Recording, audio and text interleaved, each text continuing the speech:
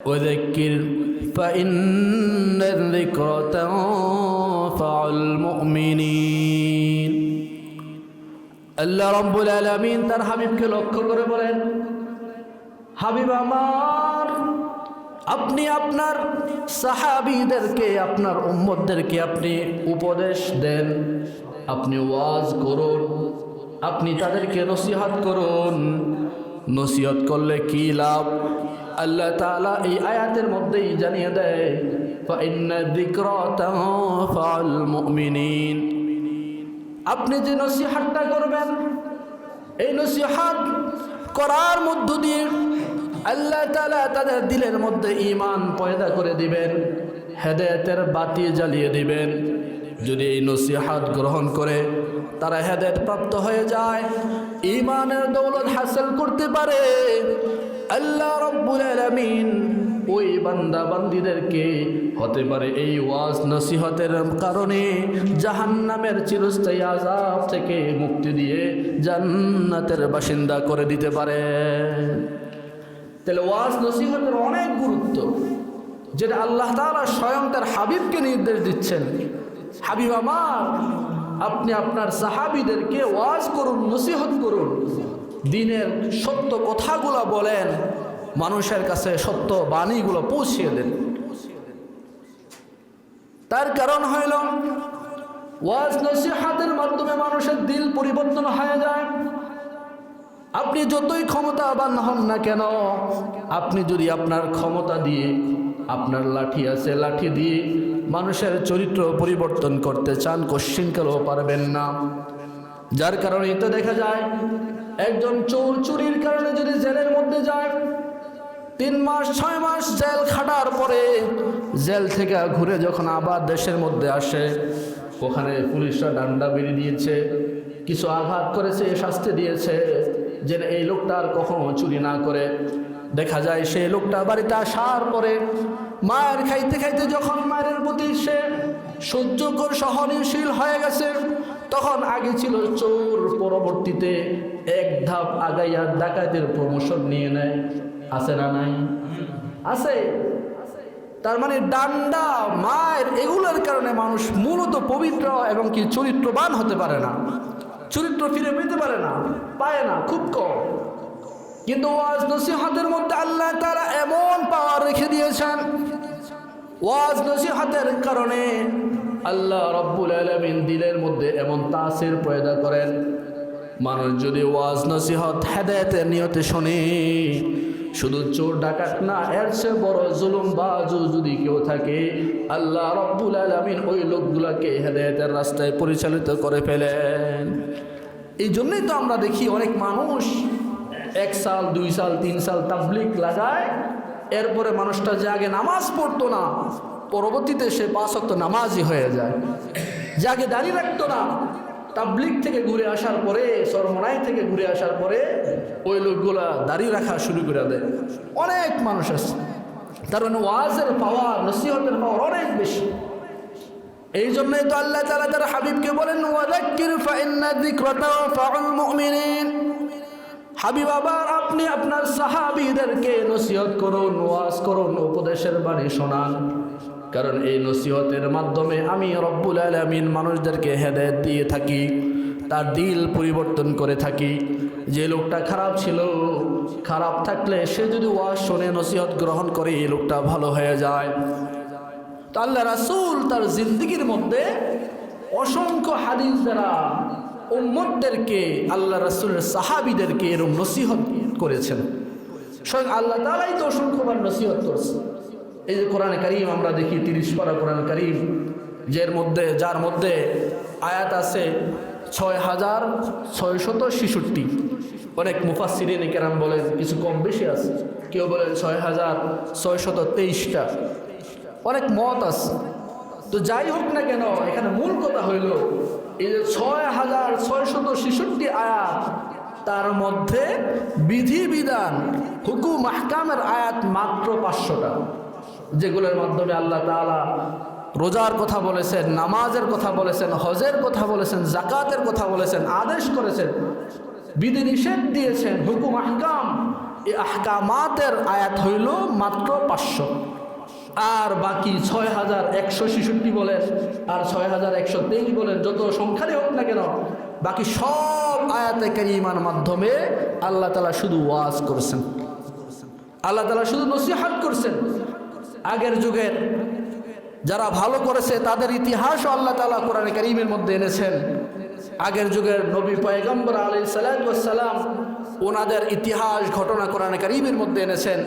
আবার যারা দুশ্চরিত্রবান ছিল, যারা খারাপ ছিল, নমরুদ, ফেরাউন, হামান, কারুন, তাদের ইতিহাসও আল্লাহ তাআলা কোরআনে কারীমের মধ্যে এনেছেন, যেন এই কোরআনে কারীম যাদের কাছে পাঠিয়েছেন তারা যেন ওই জুলুমবাজ জালেমদের ইতিহাস থেকে শিক্ষা গ্রহণ করতে পারে এবং নিজেকে সংশোধন করতে পারে।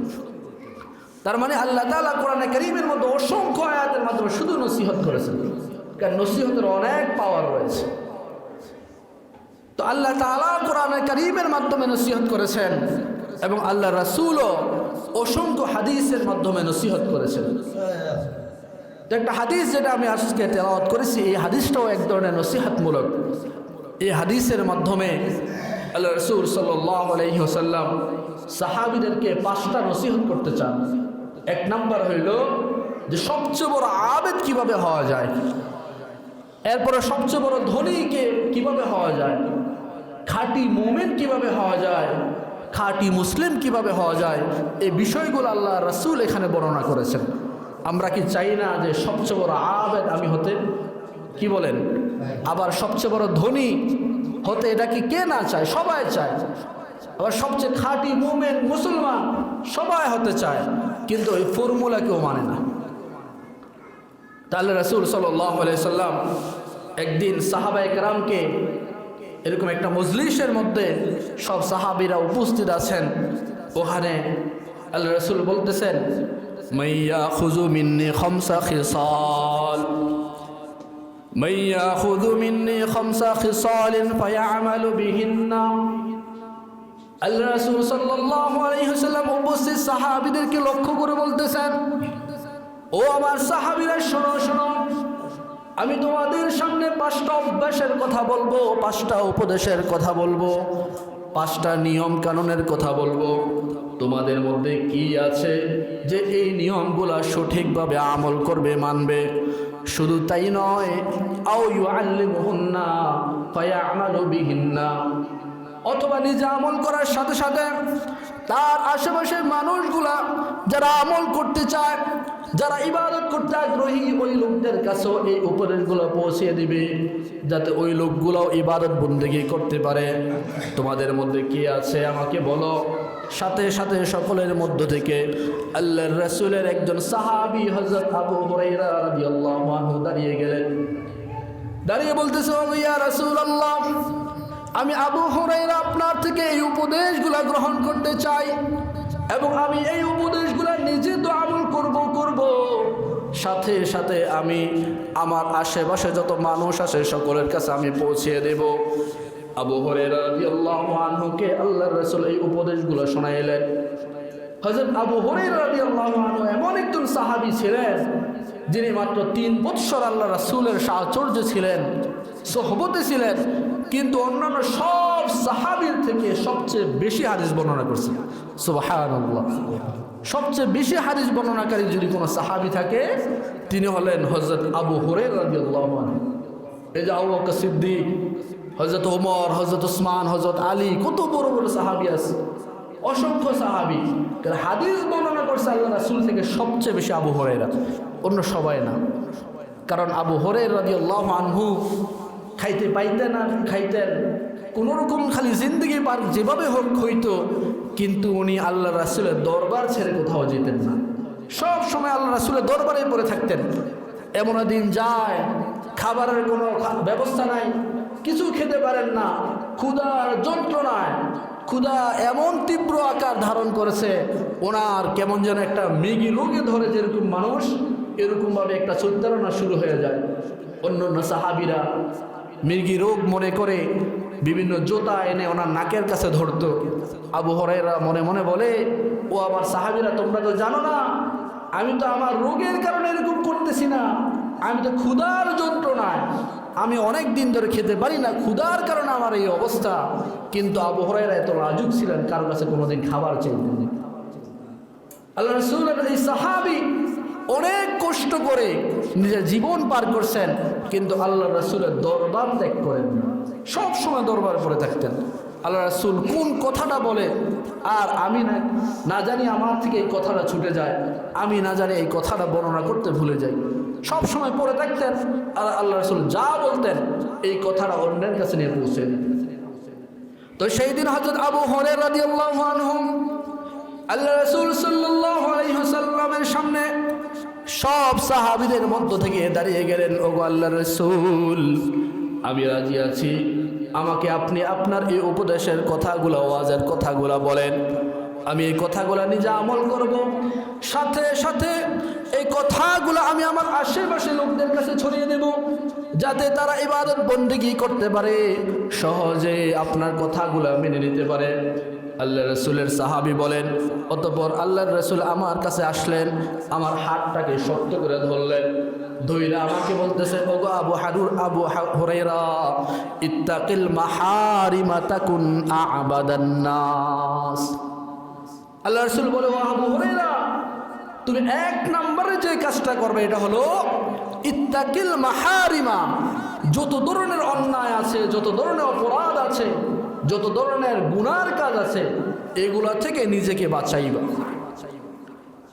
তুমি যদি যত ধরনের অন্যায় অপরাধ আছে এগুলা থেকে নিজেকে বাঁচাইতে পারো, যত ধরনের গুনাহ আছে গুনাহ থেকে নিজেকে যদি হেফাজত করতে পারো, তাহলে কি লাভ হবে? জানিয়ে লও, তাকুন আ'বুদান নাস, তুমি সবচেয়ে বড় ইবাদত গুজার হতে পারবে, সবচেয়ে বড় আবেদ হতে পারবে। আল্লাহ রাসূলের ঘোষণা। আবেদ আমরা তো স্বাভাবিকভাবে বুঝি যে বেশি নামাজ পড়ে সে মনে হয় আবেদ, যে বেশি রোজা রাখে, দান সদকা করে, নেকির কাজ বেশি বেশি করে, সওয়াবের কাজ বেশি বেশি করে, আমরা তো মনে করি সে আবেদ। কিন্তু আল্লাহ রাসূলের এই উপদেশ থেকে জানা যায় যে নেকির কাজ বেশি করলেই আবেদ হয়ে যায় না। আবেদ তখনই হয় যখন গুনাহ থেকে নিজেকে বাঁচাইতে পারে, গুনাহ থেকে নিজেকে হেফাজত করতে পারে। তার কারণ হইল, সহজে বুঝবেন, মাছ ধরে, মাছ ধরার জন্য যখন জেনে যায়, ডুলা, আগের যুগে ডুলা নিয়ে যাইত, চিনেন না ডুলা? ডুলা নিয়ে যাইত। তো ডুলার মধ্যে মাছ রাখার আগে ডুলার তলি ঠিক করতে হবে। যদি আপনার তলি নষ্ট থাকে, তলি ছিঁড়া থাকে, ভাঙ্গা থাকে, তলি নাই থাকে, আপনি যত হাজার মনকা, যত হাজার টনে মাছ এই ডুলার মধ্যে রাখেন না কেন, একটাও কি থাকবে? থাকবে না, সব চলে যাবে। এই জন্য বলা হয় যে গুনাহ হইল এমন একটা জিনিস যেগুলো হইল ওই ডুলার তলার মতো। আপনি গুনাহ করবেন না, গুনাহ থেকে বেঁচে থাকবেন, তো দেখবেন যে আপনার তলা ঠিক আছে। আর আপনি গুনাহ করবেন, তলা ছিদ্র হয়ে যাবে। এই ছিদ্র তলার মধ্যে আপনি যতই নামাজ রাখেন না কেন, যতই হজ রাখেন না কেন, যতই ইবাদত বন্দেগী রাখেন না কেন, একটাও থাকবে না, সব চলে যাবে। এই জন্য আবু হুরায়রা রাদিয়াল্লাহু আনহু আল্লাহর রাসূল বলেন, ও আবু হুরায়রা, তুমি যদি সবচেয়ে বড় আবেদ হতে চাও, সবচেয়ে বড় ইবাদত গুজার হতে চাও, তোমার জন্য প্রথম নম্বর নসিহত হলো তুমি গুনাহ থেকে নিজেকে বাঁচাও, গুনাহ থেকে নিজেকে বিরত রাখো, তাহলে তুমি সবচেয়ে বড় আবেদ হতে পারবা, ইবাদত গুজার হতে পারবা। সবচেয়ে বড় ইবাদত গুজার অনেক মানুষ আমাদের সমাজে বা আমরা দেখি, অনেকে আছে যেমন নামাজ পড়ে, রোজা রাখে, অনেক ইবাদত করে, কিন্তু সে ঘরের মধ্যে তার বিবিটাকে ঠিক রাখে না, তার মেয়েটা যায় একদিকে, সে বউ যায় আরেকদিকে, গুনার সাথে সম্পৃক্ত। তো এই ইবাদত যা, কিন্তু ওই লোক জান্নাতে যেতে পারবে না। এরকম ইবাদত গুজারের সাথে সাথে যদি আমরা গুনাহ থেকে বেঁচে থাকতে পারি, আল্লাহ তাআলা আশা করা যায় এই সামান্য ইবাদতগুলোকে কবুল করে আমাদেরকে জান্নাতের মেহমানও বানিয়ে দিতে পারে। আগের যুগে একজন বনি ইসরাইলের লোক ছিল, হাদিসের বর্ণনায় আসছে, লোকটার নাম হলো কিফিল। এই কিফিল লোকটা এমন ছিল যে সে খালি জুলুম করত, মানুষের উপর জুলুম করত, জুলুম অত্যাচারের কোনো জিনিস সে বাদ রাখতো না, প্রতিদিন জুলুম করত। আবার সে যখন রাস্তায় বের হইত, মানুষটাকে সালাম দিত, শ্রদ্ধা করত। তার মানে এই শ্রদ্ধা, এটা মন থেকে, অন্তর থেকে না, এটা হলো ভয়ে। কারণ সে জালেম, তাকে যদি সালাম দেওয়া না হয়, তাকে যদি সম্মান দেখানো না হয়, কোন সময় না জানি আবার আমিও বাড়ে বোঝা যাই। এই জন্য দেখবেন সমাজে যারা সম্মান পায় এরা হলো দুই শ্রেণীর থাকে। কিছু মানুষ দেখবেন খুব মুরব্বী টাইপের হয়, সম্মানী মানুষ হয়, তাদেরকে মানুষ সালাম দেয়, সম্মান করে ভক্তি দেখায়, এটা হলো মন থেকে আদর কইরা ভালোবাসা, কারণ তাকে মানুষ ভালোবাসে। যেমন অনেক ওলামায়ে কেরামের প্রতি মানুষ শ্রদ্ধাশীল হয়, এটা মন থেকে হয়। আবার এলাকার মধ্যে যদি কেউ মাস্তান থাকে তাকেও কিন্তু মানুষ সালাম দেয়, তাকেও মানুষ শ্রদ্ধা দেখায়, এটা কিন্তু মন থেকে দেখায় না। এটা দেখবেন যে তার প্রতি একটা আক্রোশের দিকে, তার প্রতি একটা অভক্তির দিকে সালাম দেয়। যদি সালাম না দেওয়া হয় আমার উপর সে জুলুম করতে পারে, এই জুলুম থেকে বাঁচার জন্য সালাম দেয় বা সম্মান দেখায়। তো এই কিফিল লোকটা খালি জুলুম করত, আবার বের হলে সম্মানও পাইত। আবার অনেক বড় লোক ছিল, এই বড় লোক সে শুধু সুদে টাকা লাগাইতো, মানুষের কাছে টাকা দিত সুদে। একদিন তার পাশে একজন মহিলা তার কাছে কিছু টাকা চাওয়ার জন্য আসছে, এই কিফিল ওই লোকটাকে টাকা দেয় না। পুরোটা হাদিসের বর্ণনা, হাদিসের মধ্যে এই ঘটনাটা আছে। তো টাকা দেয় না, বলে যে আমি টাকা দেবো কয়েকটা শর্তে, তোর মধ্যে একটা শর্ত হইল আমি তোমার মাধ্যমে আমার জৈবিক চাহিদা পূরণ করব। বলেন নাউজুবিল্লাহ। জৈবিক চাহিদা পূরণ করলে আমি টাকা দেব। ওই মহিলা অনেক দিন দুর্ভিক্ষের মধ্যে আছে, টাকা নাই, পয়সা নাই, কি করবে? একটা পর্যায়ে প্রস্তাবে রাজি হয়ে যায়।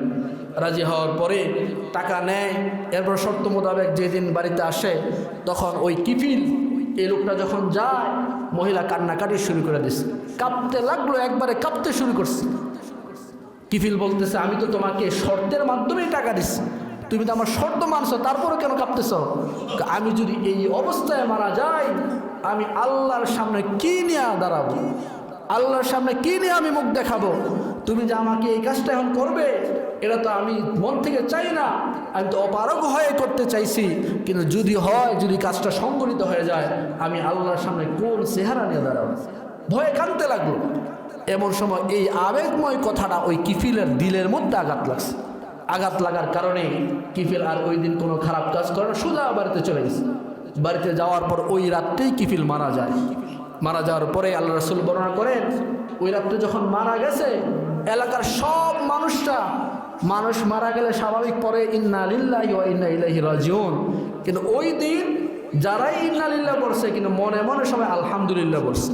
তো সবাই জানে সে একজন জালেম, তার কারণে এলাকার মানুষ নিরাপদে থাকতে পারে না, জুলুমের শেষ বিন্দুটুকু সে ছাড়ে না, চূড়ান্ত পর্যায়ে জালেম ছিল। এই লোকটা যখন মারা গেছে কেউ তো জানে না তার রাতের কাহিনী, সে যখন মারা যায় সবাই আলহামদুলিল্লাহ বলে। কিন্তু আল্লাহ রাসূল বলেন এই লোকটার ঘরের দরজার কাছে মানুষ আইসা দেখে তার ঘরের দরজা আল্লাহ তাআলা কুদরতিভাবে লেখা রাখছেন এই লোকটা রাতের বেলায় তওবা করছে, এমনকি সে খাঁটি মুসলমান মুমিন হয়ে মারা গেছে। তার জিন্দেগির সব গুনাহ আল্লাহ তাআলা মাফ করে দিয়েছে। দেখেন এই যে খাঁটি তওবা এবং কি তার জিন্দেগির গুনাহ মাফ হওয়া, এটা কিভাবে হয়েছে? গুনাহ থেকে বাঁচার কারণে। গুনাহ করার শক্তি ছিল, সামর্থ্য ছিল, যৌক্তিকতাও ছিল, কিন্তু গুনাহ করে নাই, গুনাহ থেকে ফিরে আসছে। আল্লাহর ভয় দিলের মধ্যে পয়দা করছে, কারণ আল্লাহ তাআলা যদি এই অবস্থায় তাকে মৃত্যু দিত তাহলে সে চিরস্থায়ী জাহান্নামী হয়ে যাইত, কিন্তু সে গুনাহ করে না। আল্লাহর ভয় দিলের মধ্যে পয়দা করার কারণে আল্লাহ তাআলা তার এই তওবা কবুলের মধ্য দিয়ে তাকে চিরস্থায়ী জান্নাতি ঘোষণা করে দিয়েছে। একটু চিন্তা করে দেখেন, এটাই আল্লাহ রাসূলের উপদেশ যে তুমি ইবাদত বন্দেগী যাই করো না কেন তুমি কমসে কম গুনার কাছে যেও না। যদি গুনাহ থেকে নিজেকে হেফাজত করতে পারো তুমি হবে সমাজের সবচেয়ে বড় আবেদ, সবচেয়ে বড় ইবাদত গুজার। আর যদি গুনাহ করো আবার ইবাদতও করো, এই ইবাদত দিয়ে তুমি জান্নাতে যেতে পারবে না, কোশ্চেন কালো না। এই জন্য এক নাম্বার উপদেশ হলো আল্লাহর রাসূলের, তুমি গুনাহ থেকে নিজেকে বাঁচাও। ইত্তাকিল মাহারিমা তাকুন আ'বাদান নাস। আল্লাহ রাসূল আবু হুরায়রাকে বলেন, ও আবু হুরায়রা শোনো শোনো, তুমি যদি নিজেকে গুনাহ থেকে বাঁচাইতে পারো তাহলে তুমি প্রকৃত ইবাদত গুজার হতে পারবে। দুই নাম্বার উপদেশ হলো ওয়ারদা বিমা কাসামাল্লাহু লাকা তাকুন আগনান নাস। তুমি যদি নিজেকে ধনী হিসাবে প্রতিষ্ঠিত করতে চাও, তুমি যদি সম্পদশালী নিজেকে বানাইতে চাও, তুমি সুদের খাতায় নাম লেখাইও না, গুনার কাজে দ্বারে কাছেও যেও না, তবে যেই ফর্মুলাটা তুমি মানবা সেটা হলো তোমার নসিবে আল্লাহ তাআলা যেই জিনিসটাই রেখেছেন ওই জিনিসের প্রতি তুমি সন্তুষ্ট থাকো। আল্লাহ রাসূলের উপদেশ হইল তোমাকে আল্লাহ তাআলা যা দিয়েছেন, তুমি অনেক অডেল সম্পদের মালিক হতে পারো না তা ঠিক, যা তুমি পেয়েছো এর উপর যদি তুমি সন্তুষ্ট হতে পারো, তুমি যদি ধৈর্য ধারণ করতে পারো, তাহলেই তুমি প্রকৃত ধনী হতে পারবে। এটা আল্লাহ তাআলার ফায়সালা। কারণ আল্লাহ রাসূল বলে আল গিনা গিনান নাফস, মানুষের শুধু টাকা পয়সা ধন দৌলত থাকলেই সে ধনী হতে পারে না। ধনী হয় প্রকৃত আত্মার ধনী, মনের দিক থেকে যে ধনী হয়, মনের দিক থেকে যে শান্তিতে থাকে ওই লোকটাই প্রকৃত ধনী হয়। না হয় দেখবেন অনেক মানুষ কোটি কোটি টাকার মালিক, কোটি কোটি টাকার মালিক, অনেক সম্পদের মালিক, কিন্তু দিলের মধ্যে শান্তি নাই।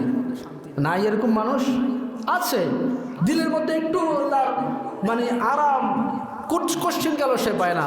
রাতের বেলা ঘুমাইতে যায়, ঘুম আসে না, অনেকগুলো ট্যাবলেট খেতে হয়, তারপরে গিয়ে ঘুম আসে। আবার অনেক মানুষ তেমন আয় রোজগার নাই, সামান্য অর্থ সম্পদ, সামান্য কিছুতে কোনো রকম দিন পার করে, কিন্তু শান্তিতে তার দিন যাপন হয়, শান্তিতে দিন পার করতে পারে। এরাই হলো প্রকৃত ধনী। না হয় দেখবেন অনেক মানুষ যদি এমন হয় যে একতলা বাড়ির মধ্যে থাকে, এই লোকটার আশেপাশে অনেক নিম্ন টিনের ঘরের মানুষও থাকে, তার আশা আর যদি একতলা বাড়ি এরকম আমার হইতো, আমি একতলা বাড়ির মধ্যে ঘুমাইতে পারতাম। আবার যদি সে একতলা বাড়ির পাশে 10তলা বিল্ডিং থাকে, তখন একতলাওয়ালা সে চিন্তা করবে আমার একতলা বিল্ডিং এরা তো 10তলার কাছে মাত্র পাবলিক টয়লেটের মতন, এর সে তো বেশি কিছু না। সে যে একতলাওয়ালা যদি চিন্তা করে আমি কবে 10তলার মালিক হব, কবে এমন অডেল সম্পদের মালিক হব, তাহলে দেখবেন এই একতলা বিল্ডিংয়ের মধ্যে থাকেও সে কশ্চিনকাল শান্তি পাবে। আর যদি এই চিন্তাটা করে যে আমার আশেপাশে অনেক মানুষ এমন আছে টিনের করে থাকে, তার ঝড় বৃষ্টি কত কিছুই না তার উপর দিয়ে যায়, তার চেয়ে তো আলহামদুলিল্লাহ আমি অনেক ভালো আছি, তাইলে দেখবেন যে তার মনের মধ্যে শান্তি লাগবে। আবার টিনের ওয়ালা যদি চিন্তা করে যে আমার সামনে একতলা বাড়ি আছে, আবার 10তলা বাড়ি আছে, তাদের মতন আমি কীভাবে হব, তাহলেও সে কিন্তু শান্তি পাবে না। সে যদি চিন্তা করে বস্তির মানুষগুলো কীভাবে থাকে, রাস্তার পাশে অনেক মানুষ দেখবেন এই বিভিন্ন ধরনের কাগজ দিয়া ঘর বানাইয়া কোনো রকম দিন পার করে, তাদের দিকে যদি চিন্তা করে, তাহলে দেখবেন যে তার মনের মধ্যেও আল্লাহ তাআলা শান্তি দিয়ে দেবেন। কারণ মানুষ যদি তার লেভেল থেকে একটু নিচে দেখে, তাহলে তার মনের মধ্যে শান্তি আসবে। আর যদি উপরের দিকে তাকায়, কশ্চিনকালও সে শান্তির মুখ দেখবে না। এটাই বাস্তবতা। এই জন্য মনের শান্তি বড় শান্তি। আর এই মনের শান্তি তখনই আসবে যখন আমরা আমাদের তাকদীরের উপর বিশ্বাস করব। তাকদীরের উপর যদি পূর্ণ আস্থা রাখতে পারি, তাহলেই মনের শান্তি, যে আল্লাহ তাআলা যায় নসিবে রেখেছেন, ফায়সালা যায় হয়েছে, তাই আমি পেয়েছি, আর বেশি কিছু না। এই একটা জিনিস যদি দিলের মধ্যে পয়দা করা যায়, তাহলে মনের শান্তির আসা সম্ভব। আল্লাহ রাসূল আবু হুরায়রা রাদিয়াল্লাহু আনহুকে 2 নম্বর যে উপদেশ দেন সেটা হলো ওয়ারদা বিমা কাসামাল্লাহু লাকা তাকুন আগনান নাস। হে আবু হুরায়রা, তুমি নিজের প্রতি, নিজেকে আল্লাহ তাআলা যেইটুকু দিয়েছেন এর প্রতি তুমি সন্তুষ্ট থাকো, তাহলে তুমি সবচেয়ে ধনী মানুষ হতে পারবে। এরপর 3 নম্বর নসিহত, ওয়াহসিন ইলা জারিকা তাকুন মুমিনা। আল্লাহ রাসূল বলেন যে তুমি তোমার প্রতিবেশীর প্রতি সদাচরণ করো, ভালো আচরণ করো, তাহলেই তুমি প্রকৃত মুমিন হতে পারবে। প্রতিবেশীর হক আমরা সবে বরাতের রজনীতে আলোচনা করেছিলাম। এত বেশি আল্লাহ রাসূলের উপর প্রতিবেশী সম্পর্কে বলা হয়েছে। আল্লাহ রাসূল বলেন, না জানি আমার প্রতিবেশীদেরকে আমাদের ওয়ারিস বানিয়ে দেওয়া হয় কিনা, এরকম ভয় আল্লাহ রাসূল করতেন। কিন্তু আমরা দেখা যায় প্রতিবেশীর হক আদায় করি না। সামান্য থেকে সামান্য বিষয় নিয়েও কিন্তু প্রতিবেশীর সাথে মানুষ ঝগড়া করত। এমন অনেক ইতিহাস দেখা যায় মাঝে মধ্যে। এখন তো সোশ্যাল মিডিয়া সবার কাছে মুহূর্তে ছড়ে যায়। বরিশালে এক ঘটনা ঘটছে, একটা হাঁস, একবারের হাঁস আরেক বাড়ির গেছে, এই যাওয়ার কারণে হাঁসের জের ধরে ওখানে মারামারি করে একজন মার্ডার হয়ে যাচ্ছে। এরকম হয়ে গেছে। একবারের মুরগি আরেক বাড়ির গেলে মানুষের সহ্য করে নিতে পারে না। ছাগল গরু এগুলা, এই যে ছাগল গরু হাঁস মুরগি এগুলোর কি জবান আছে? এগুলো তো বুঝ নাই। এগুলো ছেড়া দিলে এগুলো কোন দিকে চলে যায় বলা যায় না। তো একবারিতে আরেক বাড়ি গেলেই এই ঝগড়া ছড়িয়ে হয়ে যায়। এই ক্ষেত্রে যদি আপনি চিন্তা করতেন আসছে কি হয়েছে, আবার ঘুরে গেলে চলে যাব, এরকম যদি সদাচরণ আপনি যদি ব্যবহার দেখাইতে পারতেন, তাহলে আপনি প্রকৃত মুমিন হতে পারতেন। আল্লাহ রাসূলের কথা, আল্লাহ রাসূলের কথা হলো তুমি যদি তোমার প্রতিবেশীকে সন্তুষ্ট করতে পারো, তার সাথে যদি সদাচরণ করতে পারো, ভালো ব্যবহার করতে পারো, তাহলেই তুমি প্রকৃত মুমিন হবা। আর না হয় কোশ্চিনকালও সম্ভব না। অনেক সময় দেখা যায় আমাদের হয়তো গ্রামে নাই, শহরে অনেক জায়গায় আছে, পাশে দোতলা বিল্ডিংয়ের মধ্যে একজন ঘুমায়, এর পাশে যদি ছোট্ট একটা কুটিরের মধ্যে, ছোট্ট একটা ঘরের মধ্যে যদি প্রতিবেশী থাকে, এত পরিমাণ জুলুম নির্যাতন ওই কুটিরওয়ালা ঘরওয়ালাকে করা হয় যেন ওই সে বাড়ি ছেড়ে যেন চলে যায়। বাড়ি ছেড়ে চলে গেলে লাভ কি? সে বিল্ডিংটা একটু বড় করে করতে পারবে। মুখে বলে না, কিন্তু অত্যাচার দিয়ে করায়।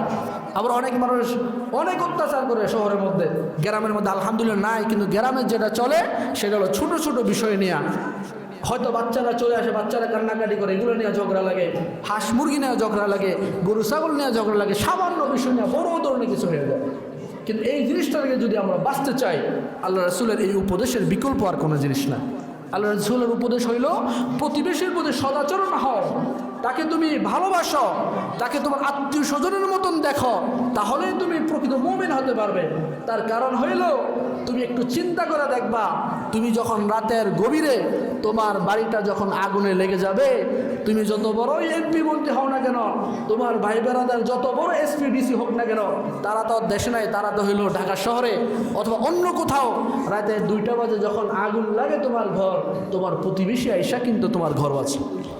তোমার তখন যদি তোমার প্রতিবেশী বলে যে তোমার ভাইয়ের পাওয়ার দেখাইছো, ভাই আগুন নিভাইতে, তখন তুমি ওই ভাইয়ের অপেক্ষায় থাকতে থাকতে ঘরের একটা সুতাও খুঁজে পাইবে না, সব পুরো ছাই হয়ে যাবে। এই জন্য প্রতিবেশীর প্রতি আল্লাহ রাসূল এত জোর তাগিদ দিয়েছেন, তাদেরকে ভালোবাসতে শিখুন। তাদের সুখে দুঃখে যদি পাশে থাকতে পারেন, তাহলে আপনার বিপদে অনেক কাজে আসে, অনেক কাজে আসবে। কারণ আপনি বিপদে বললে আপনার ভাই বেড়াদার আত্মীয় স্বজন তারা আসার আগে আগে আপনার প্রতিবেশী আপনার উপকার করতে পারবে। এটা আল্লাহ রাসূলের উপদেশ। এরপর আর একটা উপদেশ হলো ওয়াহিব্বান নাস লিমা তুহিব্বু লিনাফসিকা। আল্লাহ রাসূল বলতেন যে তোমরা নিজের জন্য যে জিনিসটা ভালোবাসো, ওই জিনিসটা তুমি অন্যের জন্য ভালোবাসবা। যেমন এই যে রমজান মাস আসতেছে, অনেক জায়গায় এমনও ইতিহাস আমরা জানি, অনেকে জাকাতের কাপড় দেয়, জাকাতের লুঙ্গি দেয়, যেগুলো পরার মতন না। দেখা যায় আবার এগুলো দেওয়ার সময় ওই ভিডিও করে, এই করে এই করে, এরকম এই পাড়াপাড়িতে, তারপরে এই দলাদলিতে অনেক মানুষ প্রতি বছর মারা যায়। এটা বাংলাদেশের ঘটনা। অনেক মানুষ প্রতি বছর এই জাকাতের কাপড় নিতে গিয়ে মারা যায়। এই জাকাতের কাপড়গুলো এমন কম দামে হয়, এগুলা নিজে পরার মতন হয় না, 100-200 টাকা দিয়ে লুঙ্গি কিনা দিতে শুরু করে। এগুলো অনেক জায়গায় হয়, হয়তো আমাদের এদিকে হয় না। তবে আমরা এই উপদেশটা গ্রহণ করতে পারি, নিজে যদি কোথাও কোনো সময় কাউকে কিছু দিতে চাই, নিজের জন্য যেই জিনিসটা ভালোবাসি, যেরকম আমরা দামি জিনিস পছন্দ করি, অন্যকেও সাধ্য মতন ওরকম দেওয়ার চেষ্টা করব। একেবারে তুচ্ছতা ছিল এরকম না দেওয়া, এটা আল্লাহ রাসূলের উপদেশ। এরপর আরেকটা উপদেশ হইল, সময় আমার প্রায় শেষ। আল্লাহ রাসূল বলেন ওয়ালা তুকসিরিল দিহকা ফাইন্না দিহকা তুমিতুল কলব। আল্লাহ রাসূল বলেন যে তুমি কম হাসবা, বেশি বেশি করে কাঁদবা। কারণ হাসি এমন একটা জিনিস, কেউ যদি বেশি বেশি হাসে তার কলব মেরে যায়, তার অন্তর মরে যায়, ভালো কথা ভালো লাগে না। তখন দেখবেন যে হাসির ছলে সে মিথ্যাটাকেও এমনভাবে বলে যেন সে মিথ্যাই বলে না। এমন অনেক মানুষ আসছে দেখবেন, হাসানোর জন্য, মানুষকে হাসানোর জন্য, কৌতুক করার জন্য অনেক সময় মিথ্যার আশ্রয় নেয়, মিথ্যা বলতে থাকে। আর এই মিথ্যার মাধ্যমে যে হাসাইলো, এই মিথ্যাটা কি সওয়াবের জিনিস না পাপের জিনিস? পাপের জিনিস, গুনাহ হইতেছে। যে শুনতেছে সেও গুনাহগার, যে বলতেছে সেও গুনাহগার। এই জন্য আল্লাহ রাসূলের ওয়াদা, আল্লাহ রাসূলের উপদেশ হইল কম হাসো, বেশি বেশি করে কাঁদো। যেটা আল্লাহ তাআলা কোরআন কারীমের মধ্যে বলেছেন ফালিয়াদহাকু কলিলাও ওয়ালিয়াবকু কাসীরা, যে কম হাসো, বেশি বেশি করে কাঁদো। কারণ জানা নাই তোমার পরবর্তী জিন্দেগি কি হবে। কবরের জিন্দেগি, হাসরের জিন্দেগি, ফুলসিরাতের জিন্দেগি, কোন পথে যাবে। তুমি কি আসলে জান্নাতি হতে পারবে, নাকি তোমার স্থান জাহান্নাম হবে, তুমি জানো না। এই জন্য টেনশন নিয়ে নিয়ে তুমি কাঁদো। আর এই কান্নার জিনিসটা আল্লাহ তাআলার কাছে সবচেয়ে বেশি পছন্দনীয়। আল্লাহ রাসূল বলেন যে ব্যক্তি আল্লাহ তাআলার ভয়ে কান্নাকাটি করতে পারে, তার চোখের পানি নাকের ডোগা বেয়ে জমিনে পড়ার আগে আগে এই চোখের পানিটাকে আল্লাহ তাআলা কবুল করে নিয়ে তার জিন্দেগির সব গুনাহগুলো আল্লাহ তাআলা মাফ করে দেন। এই জন্য এই সংক্ষেপে যে উপদেশগুলা আল্লাহ রাসূলের হাদিস থেকে আমরা শিখতে পারলাম, 1 নম্বর গুনাহ ছেড়ে দেওয়ার উপদেশ, 2 নম্বর হলো নিজের যা আছে এর মধ্যে সন্তুষ্ট থাকার উপদেশ, 3 নম্বর হলো আমার আত্মীয় স্বজনদের প্রতি আমি সদাচর হওয়ার উপদেশ, 4 নম্বর হলো নিজের জন্য যেটা ভালোবাসবো অন্যের জন্য সেই জিনিসটা ভালোবাসবো। আর 5 নম্বর হলো কম হাসবো, বেশি বেশি করে কাঁদবো। আল্লাহ তাআলা আমাদের সবাইকে কথাগুলো মানা এবং আমল করা তৌফিক দান করুন। সবাই পড়ি আমিন।